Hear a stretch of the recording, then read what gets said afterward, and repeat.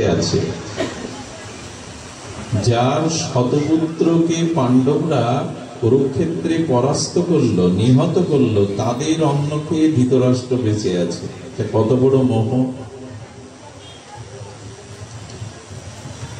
মোহ আমাদের জ্ঞানকে, চেতনাকে ঢেকে দেয়। এই অন্ধ ধৃতরাষ্ট্র, মহান্ধ ধৃতরাষ্ট্রকে চেতনা ফিরিয়েছিলেন বিদুরজি।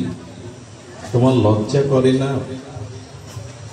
তোমার শতপুত্রকে যারা নিহত করলো, শতপুত্রবধূর বৈধব্য বেশ যাদের কারণে তুমি তাদের অন্ন বসে বসে ধ্বংস করছো, লজ্জা করে না? একথা বলছেন বিদুর ধৃতরাষ্ট্রকে। তোমার উচিত এই মোহ অন্ধে পড়ে না থাকা। আমাদের জীবনেও যে মোহ মায়া, এই বন্ধন মুক্ত করার জন্য বিদুরজির মতো মহৎ সাধুর প্রয়োজন। সাধু সন্ত ব্যতীত, তাদের পারমার্থিক আত্মচেতনা ব্যতীত আমরা মোহ দূর করতে পারি না, আমাদের মায়াও দূর হয় না। যেমন সূর্য উদয় না হলে অন্ধকার দূরীভূত হয় না, তেমনি আমাদের জীবনে যতদিন ভগবানের প্রিয় কোন শুদ্ধ ভক্ত মহতের সঙ্গ না হচ্ছে, তার উপদেশামৃত, তার সঙ্গামৃত প্রাপ্ত না হচ্ছে, ততদিন আমাদের মোহ মায়া ক্ষয় হবে না। বিদুরজি ধৃতরাষ্ট্রকে বুঝিয়েছিলেন যে আপনি এই মুহূর্ত এই সংসার মোহ অন্ধকূপ ত্যাগ করুন।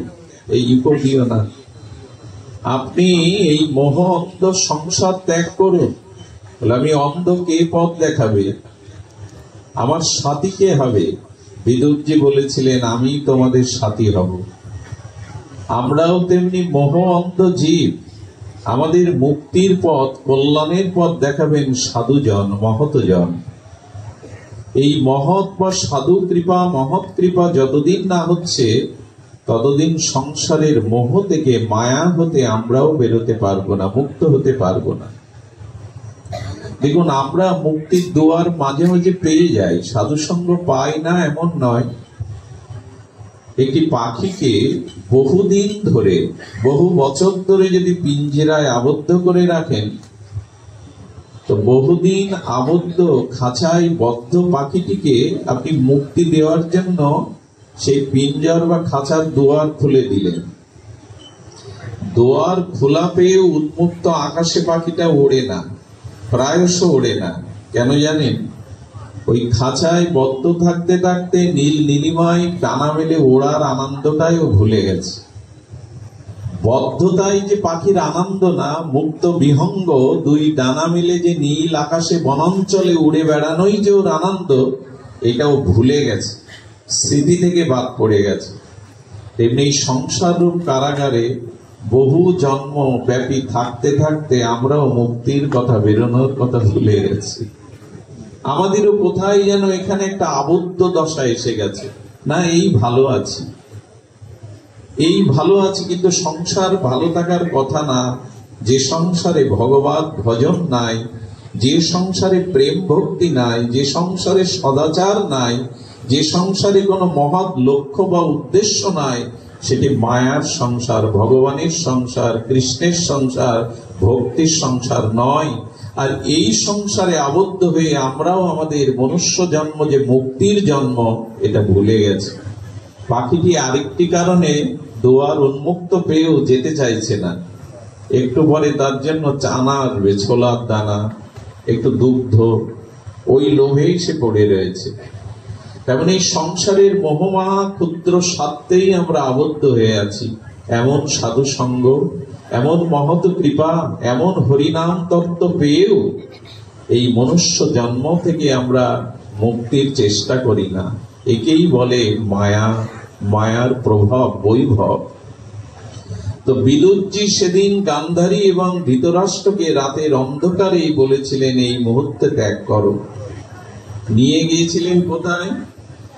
হরিদাসের পাশে ব্রহ্মকুণ্ডে গিয়ে সেখানে তপস্যারত ধৃতরাষ্ট্র এবং গান্ধারী, তারা নিজেকে সাধনার দ্বারা, তপস্যার দ্বারা হোমাগ্নিতে আত্মবিসর্জন দিয়েছিলেন।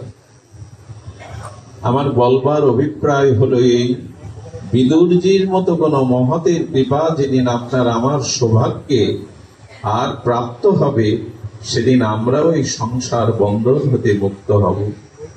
আমাদের দুর্দশাটা কেমন জানেন? আমাদের দুর্দশা হলো, এক ব্যক্তি জঙ্গলে পথ হারিয়ে বাঘের তাড়া খেয়েছে। দুর্গম সাপাত সংকুল সেই জঙ্গলের গভীরে ব্যাঘ্রের হুঙ্কার শুনে দৌড়াচ্ছে।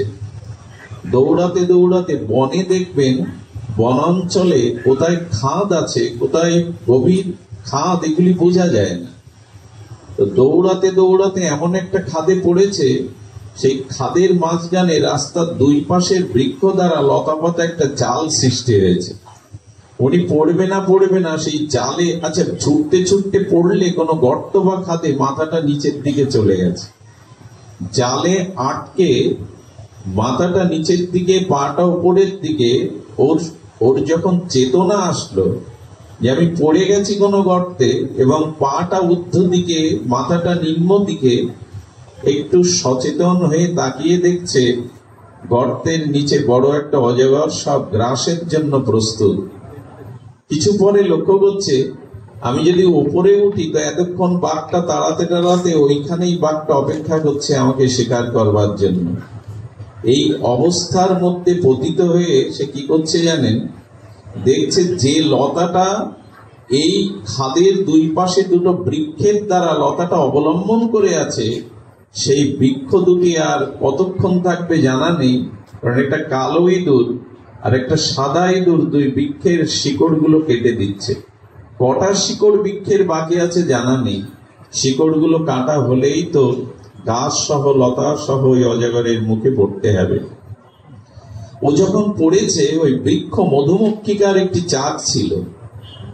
ও পড়াতে সেই মধুমক্ষিকার চাকে একটু কিছুটা ঘা লাগায়, ওর থেকে বিন্দু বিন্দু মধু খরিত হচ্ছে। এই যার দশা, সেই মধুটা ওর গায়ে পড়ছে বিন্দু বিন্দু, আর ও তখন তা চেটে খাচ্ছে। ব্যাসদেব বললেন, এই অবস্থায় কারো মধু খাওয়ার স্বাদ হয়? নিচে যার মৃত্যুময় সর্প, উপরে যার ব্যাঘ্র, যে লতাতে সে অবলম্বন করে ঝুলে আছে, সেই অবলম্বিত লতার যে বৃক্ষ অবলম্বন করেছে, বৃক্ষের শিকড় কেটে দিচ্ছে কালো ইঁদুর, সাদা ইঁদুর। মৃত্যু যার উপরে নিচে সর্বাবস্থায়, তখনও তার মধু খাওয়ার লোক গেল না। এই দৃশ্য ব্যাসদেব লিখেছেন আমার মতো বাদিশ মায়াবদ্ধ সংসারের মোহগ্রস্ত জীবের জন্য। আমরা এই দৌড়াচ্ছি, এই সংসারে কামনা বাসনা ভোগ পুরাণী বৃত্তি প্রবৃত্তিতে দৌড়াতে দৌড়াতে মায়ের গর্ভে গিয়ে পড়লাম। পুনরায় মায়ের গর্ভে প্রবেশ করাই হলো সকল দুঃখ, সকল কর্মফলের কারণ। পুনর্জন্ম দুঃখালয়াম, পুনর্জন্মটা দুঃখেরই কারণ, কারণ না জন্মালে প্রারব্ধ ভোগ করতে হতো না। তো মাতৃগর্ভে গেলে, যখন মাতৃগর্ভ থেকে দেখলাম যে জগতে মৃত্যুরূপ কালসর্প অপেক্ষা করছে, আর এই বাঘটাই হলো সময়। সময় আমাদের গ্রাস করছে, কিন্তু জীবনের প্রতিটি ক্ষণ, প্রতিটি পল, প্রতিটি মুহূর্ত কাল আমাদের গ্রাস করছে। কালের হাত থেকে আমাদের কারো রেহাই নেই। বাঘরূপ সময় বা কাল আমাদের গ্রাস করছে। মৃত্যু সর্বদা অপেক্ষা করছে আমাকে গ্রাস করবার জন্য, কবলিত করবার জন্য। আর এই যে দুটি বৃক্ষ যাকে অবলম্বন করে এই জালটা রচনা হয়েছে, লতার জাল, এই বৃক্ষ দুটি আমাদের আয়ু বৃক্ষ। এই বৃক্ষর নিচে কালো ইঁদুরটি হলো দিন, সাদা ইঁদুরটি হলো রাত্রি, রাত্রির রং কালো। এই দুটো ইঁদুর প্রতিটি দিন দিন রাত্রি আমাদের আয়ু শিকড় কেটে দিচ্ছে। জানি না কখন আমি মৃত্যু কবলিত হব। এই পতিত অবস্থায় দুর্দশাগ্রস্ত জীবেরও তবু কামনা বাসনা মধু খাওয়ার লোক যায় না। এটাই হলো বিস্ময়কর। এই জগৎ আমাদের এমন মায়া মোহগ্রস্ত করেছে, এর থেকে আমরা নিষ্কৃতি পেতে পাচ্ছি না। তাই হিমালয়ের ধারে, হরিদ্বারে, স্রোতস্বিনী সদ্যপাত নাশিনী গঙ্গার তীরে বসে ধৃতরাষ্ট্র জীবনের অন্তিম সময়টায় ভগবানের ভজনের দ্বারা নিজেকে পুষ্পাঞ্জলি, আত্মবিসর্জন দিয়েছিলেন ভজনে। আমাদের কি সময় হয়নি? আমরা কি এর থেকে বেরোবার মতো আমাদের